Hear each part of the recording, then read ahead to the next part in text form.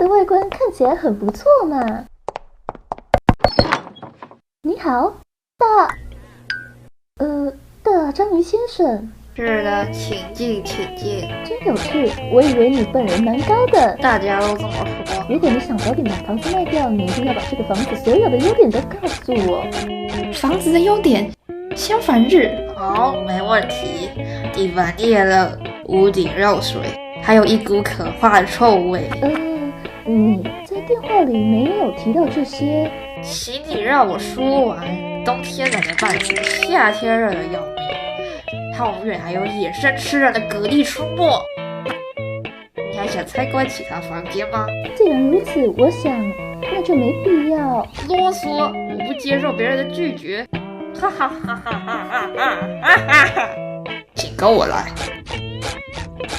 这是这房子最糟糕的房间，我的工作室。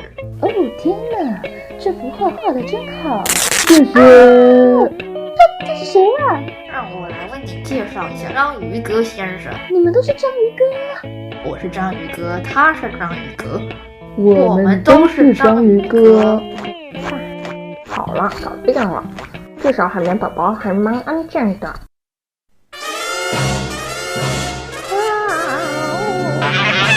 好了，我真的不想再听下去了。好吧，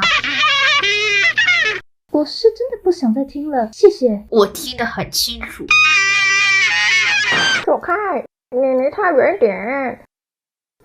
非常抱歉啊，女士，希望这两个讨厌的小鬼没有对你造成任何的伤害。你是谁呀？我是章鱼哥。你现在是把我当傻瓜是不是？他是章鱼哥，他是章鱼哥，你是章鱼哥，我是章鱼哥。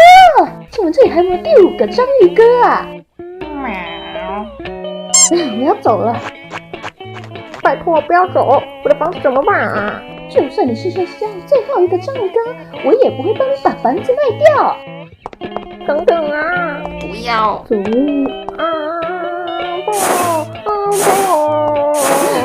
你帮我把房子卖掉。走嘛！不要丢下我！生日快乐，章鱼哥！我们恨你！我一定要让你们知道我有多么恨你们！